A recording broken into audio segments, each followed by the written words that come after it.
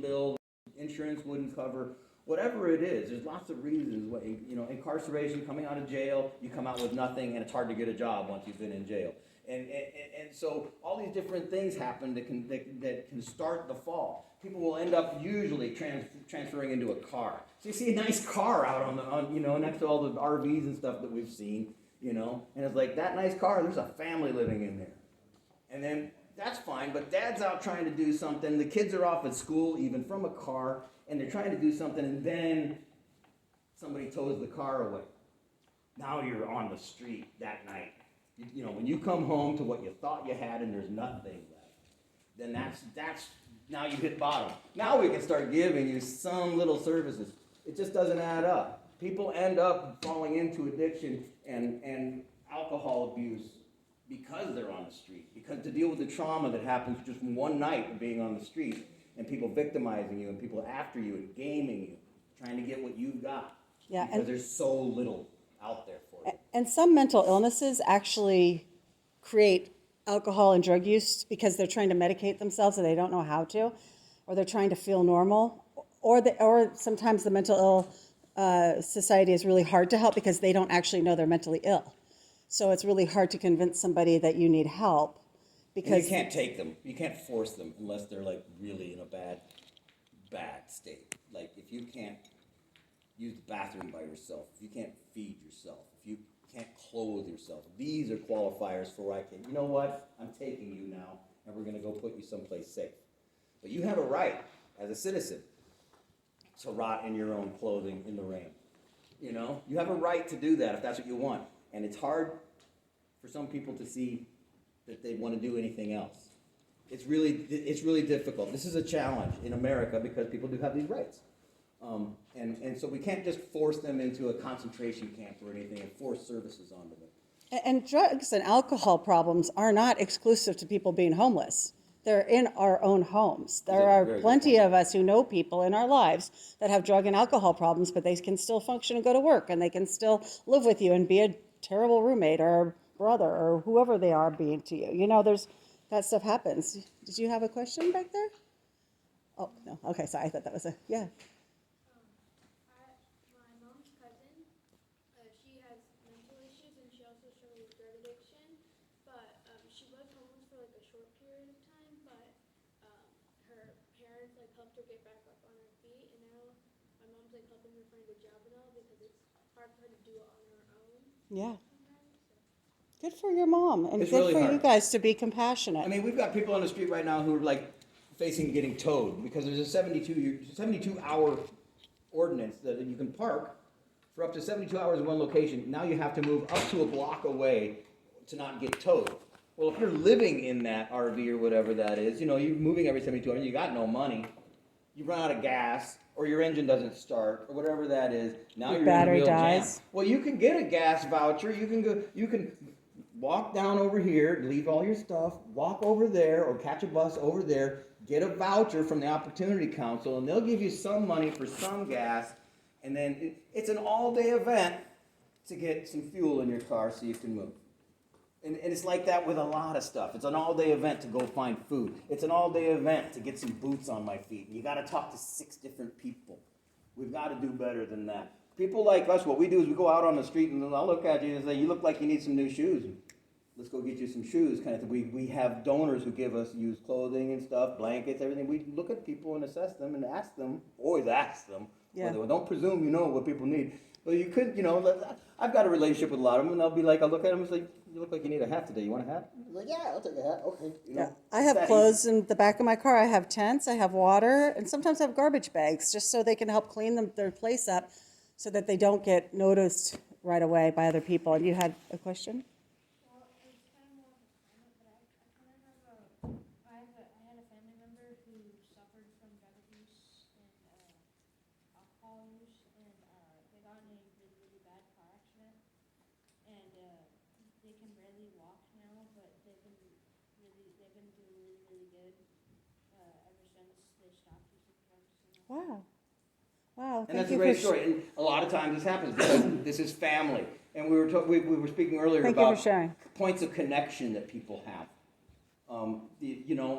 That if you have just just a mom and an aunt in your fold of all of the people that you've got for resources. It's down to kind of them being the only ones that can kind of help you right now. Other than people like us or other Samaritan citizens going out and trying to offer you stuff that it's barely just enough to survive. Yeah.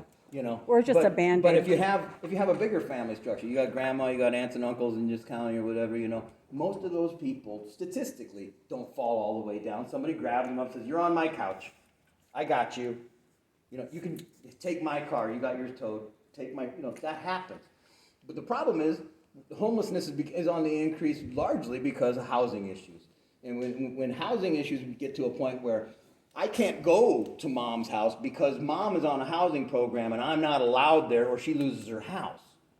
That kind of thing. So now you've got families who are trying to hold together, staying in the community. We've got people on the street who have street names named after them in this county. Long-time Whatcom County residents. We've got engineers in our bushes. We've got people who are highly educated and have had a real problem getting out of the cycle. Because once you hit the bottom, it's a long climb out. Yes? Why are people only allowed to stay for, why can't people even stay for up to 72 hours in one spot when they're in that RV or car? Why are they allowed to? In some cities it's 24 hours. So our county government, city government seems to feel like they're pretty lenient with the 72-hour deal.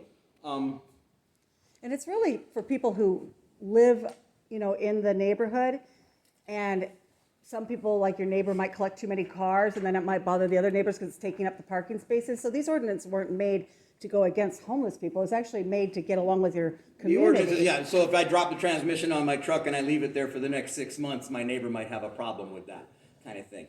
But Yeah. in fact, they're using those ordinances to keep these people moving along, and it's just really taxing those people's ability to save themselves. It makes it even harder and harder. And so, but why those exist, it's a really good question. The fact that we're using, this comes to a point of constitutionality in America, where homelessness is a protected class. You can't pick on somebody they call that a protected class. If you're handicapped, if you're disabled, excuse me, if you have mental issues, whatever, you're a protected class. Different races of folks are considered a protected class, and so you can't put undue burden on a protected class. And so when we point at a homeless person and say, "You've been there for 90 hours, move now or we're towing you," they don't go up to somebody who's got their Mercedes parked out in front of their house for the last 8 years and say, "You've got to move." So the fact that there's this preferential treatment, that's unconstitutional. And that's just a fact. Yeah, generally you don't know you have a problem until somebody has a problem with you. And I think that there was a student sorry, back there that we'll make wanted to sure we ask get a back to you, question. okay? Was that? Anybody else? I think, you know? No? Okay, please. Have you guys ever experienced have you guys ever experienced someone like making fun of you or anything like that because you guys are like homeless? Or like have you ever seen a situation like that? Well, I'm not homeless, but I see it all the time. I see it all the time. Yeah, I see it. It's constant. I think that, and I'll say that 80% of what I do, and I do a lot in homelessness. I mean, I'm not trying to toot my own horn. I do a lot in homelessness. But 80% of what I do is just try to change the conversation on homelessness because there's so much misinformation out there. Some of it perpetuated by our government leaders telling us that you are homeless because you're a drug addict, because you're an alcoholic. No, and actually, alcoholism and drug addiction actually comes after you've been homeless most of the time. People can pull themselves up by their own bootstraps and go get a job, but they choose not to take services. No, there's easily 80% of the people on the street are begging for services that just aren't there. Yeah, they want help. I think we gotta go this way first. There's hands around. Go ahead. Like in homeless shelters or like the tiny homes, if like they have an animal, what would they do? Like how would they get food and stuff? Okay, so again, usually it's nonprofits that are operating, or in the case of Base Camp, that congregate shelter, that's a church. And so they get donor money that comes in, and they do provide pet food and stuff like that. The Base Camp used to have much more strict rules, the Bellingham Mission, which is Base Camp, that you couldn't bring any pets in. And so if you have a pet that you're attached to, You can't go take shelter there or you're going to lose your pet. So they just won't. And people, they separate the sexes when you go in there. Men on one side, women on one side, a curtain between, whatever that is. They always try to separate the sexes. The problem is, I'll draw you an example. I know an older woman, she's well into her 60s. She has an adult son in his 30s who's really developmentally disabled. These two count on each other, day in and day out on the street. When they tried to go to the mission, to the base camp, they're separated, and he gets picked on all night long, gets all of his stuff stolen from him. Anything he came in the door with is gone the next morning. They just refuse to go to those services. Those two ended up in a tiny home village, and they're doing well. Oh, really? I didn't know that. I actually Yep. have picked them up and taken them to a church in the We've middle of moved them the. around, man. We've moved them Yeah. around. Go ahead. Why do people think that drugs and alcohol will make them feel better? Why do they think that they what? Why do people think that drugs and alcohol will make them feel better? Some people do self-medicate. If you're talking about some people, anxiety issues. There's some drugs out there that calm your anxiety and make you feel like you can cope. And so when you were on a medication, your doctor prescribed to you, and the next thing you know, you can't afford your medication, or you can't access your medication, and then you start seeking out some street drugs that are kind of like your medication. And so some people, to make kind of a logical choice to do that, end up in a cycle of addiction with street drugs. Yeah. And unfortunately, there's some drugs that you take one time and you're addicted. And if you don't know if you don't have any help in the first place, then it could be overwhelming to get out of that cycle. And I want to speak very frankly to this too, and I'm certainly not advocating for any drug use, but I can tell you that it makes my heart quell. I am so saddened when I hear it. But I've met people, more than 5 different people that I've met, who said, why are you on meth? What happened for you? It's like, I was cold, I had to keep walking, somebody offered me meth, and I stayed up all night walking, and that's how I survive. That's awful. Yeah. And so that's not just self-medicating, that's just trying to stay alive, right? And it sucks because that becomes a very bad cycle. Please. Do some of the villages accept drugs or stuff like that? No, the villages have their own rules, and these are called, we talked about this in our previous group, they're called barriers. There's such a thing as a zero barrier shelter. When we hold an emergency shelter in Whatcom County, when it's so cold and it's so bad and the snow's this deep, everybody gets a chance to come in no matter what their state. That's called zero barrier. There's no barrier keeping them out. But there are rules for each individual, for nonprofits, for churches, to allow people into the villages or otherwise.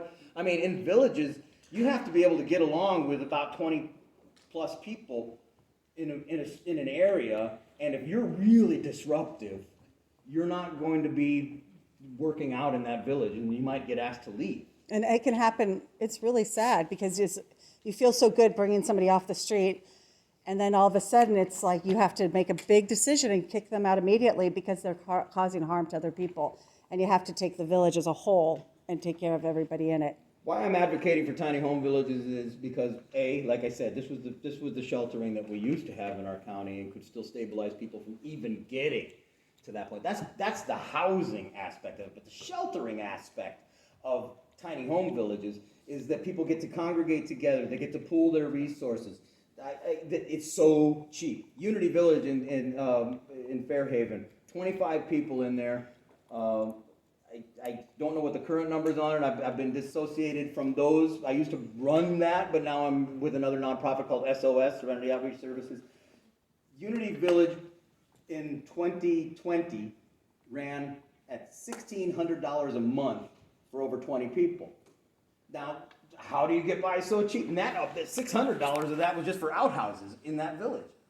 So how do they get by so cheap? Well, they're just paying for the electricity with some donor dollars and stuff, and some food comes in and all like that. But the people also, there's people that have their SSI check, or they get food stamps, and they pool their resources together, and they go to the stores. Listen, you and me, we're going to get everybody's stuff, and they come back with a truckload of groceries for the whole camp, and they feel so good because it's community and they share.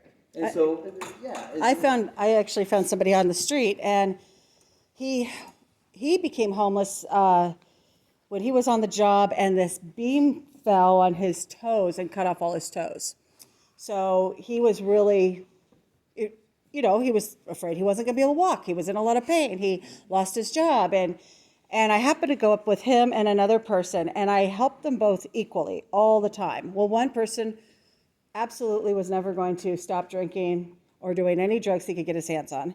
But this person, when he had just a little bit of support from me, actually got a job at Walmart.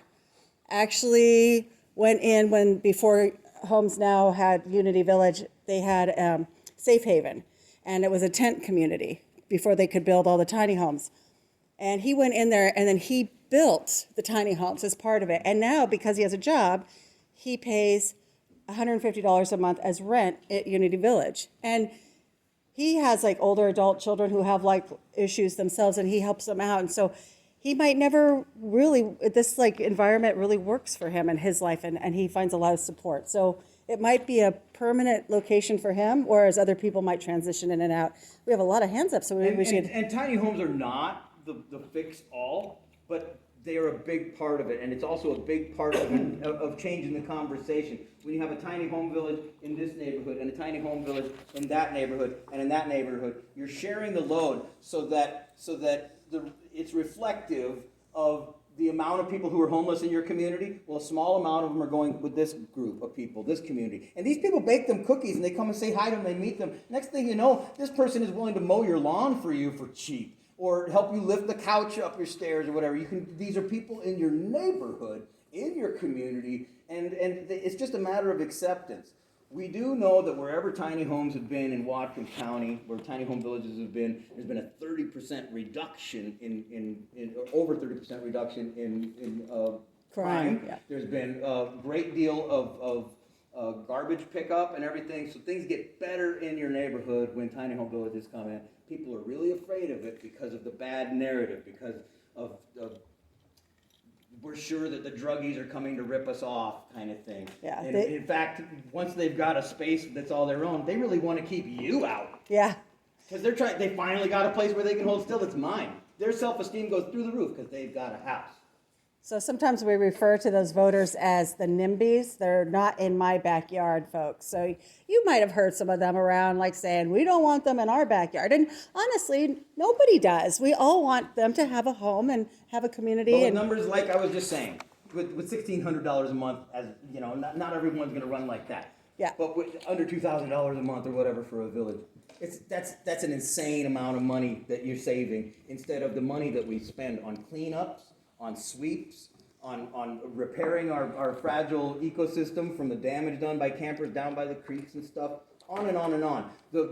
Our property owners have to pay for their own cleanups when somebody's come and polluted on their property. You have to pay for that. And so we as a whole community are paying way, way, way more to have this problem. I don't want poop in your backyards. I don't want needles in the playgrounds. We can do better as a community, and a polite community is not going to let people die in their streets. That's that. We got a lot of hands up. Why don't we Please, start? go ahead. Where would be a good place to put safe parking lots? Safe parking lots. A good thing to do is to petition your local government, find out if they have any lots that are government lots that they might provide.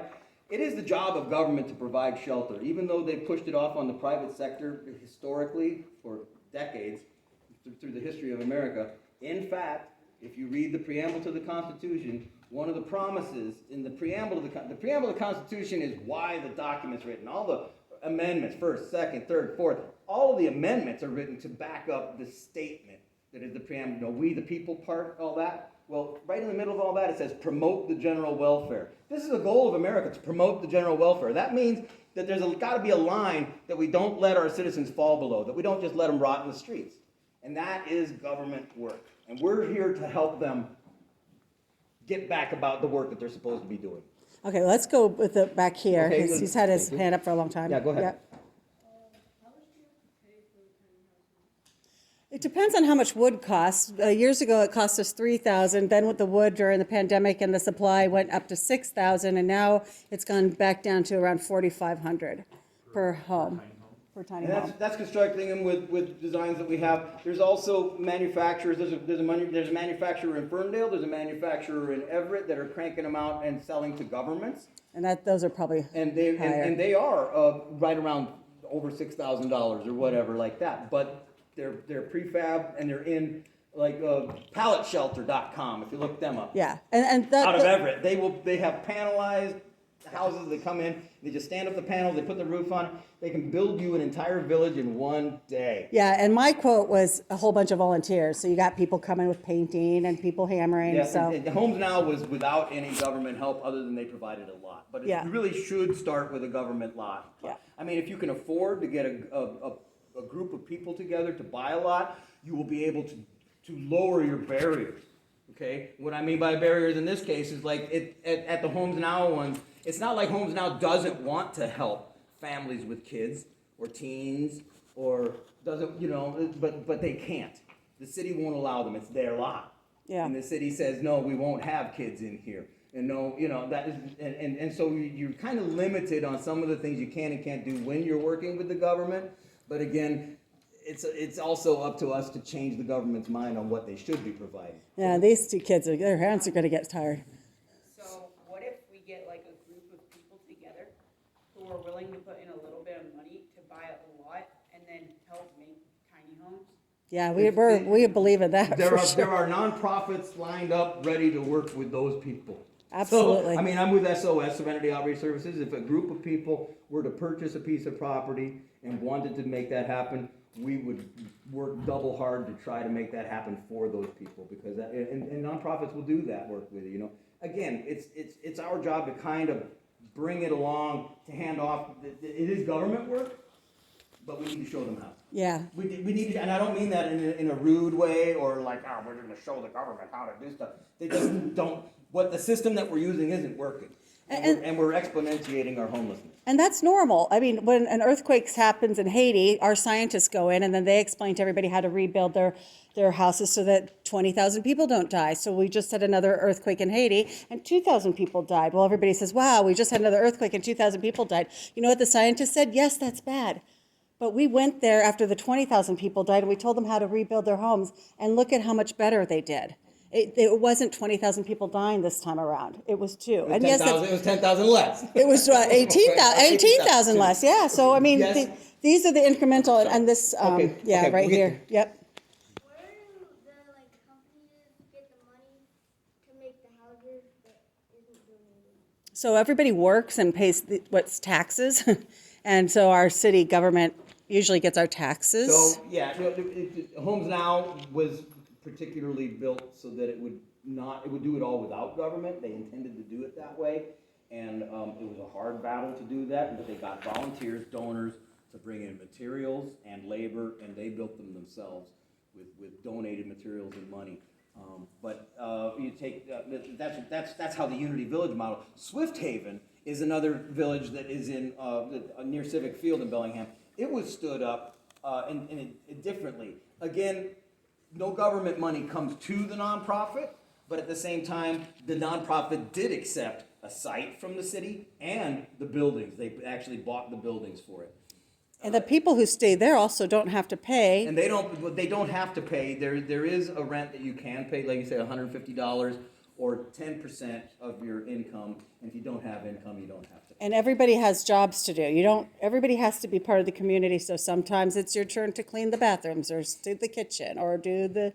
So folks that can't pay and are able to help, they do. They have everybody kind of switches, rotates jobs, clean up, dumping out the garbage, cleaning bathrooms, cleaning the kitchen, and it really works. It's just a household. It's just that it's kind of sprawled out in a Being like fenced-in the area. gatekeeper and welcoming people who show up to give out donations. There's Right. lots and lots of Door jobs. greeter kind of thing.